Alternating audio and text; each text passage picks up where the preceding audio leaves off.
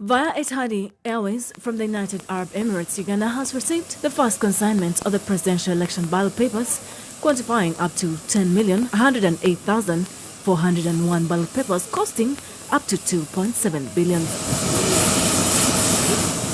These were received from the United Printing and Publishing from Abu Dhabi. According to the Electoral Commission Chairman, Justice Simon Byabakama, more 9 million ballot papers are expected to jet in. Today we have received ballot papers for presidential election. In total, we have received 82 pallets of ballot papers. Now we expect two more consignments of the ballot papers. This is not the only consignment for ballot papers for presidential elections.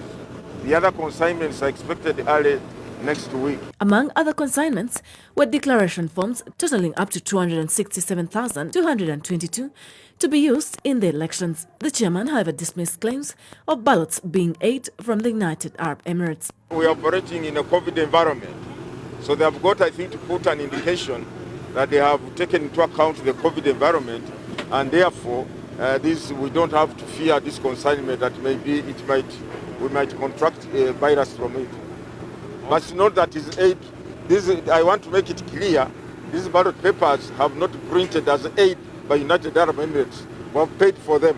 Only 2 of the 11 presidential candidates posted observers for receiving the presidential ballot papers. Some whom we talked to expressed displeasure in particular electoral processes.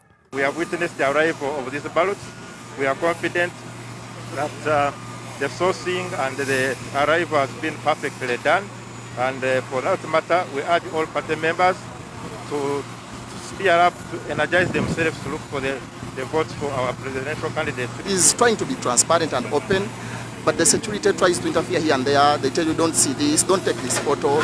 So it is becoming a very big problem. But we hope the whole process keeps on moving as planned, and we shall be satisfied if they do the thing accordingly.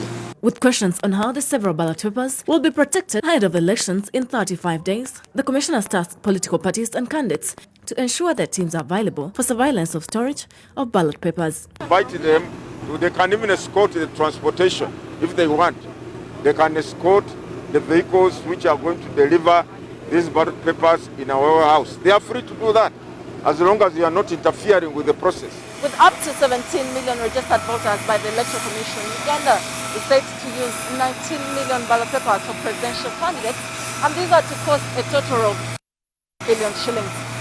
Shamin Nabakoza for Speak Uganda, Record TV. Now the Vice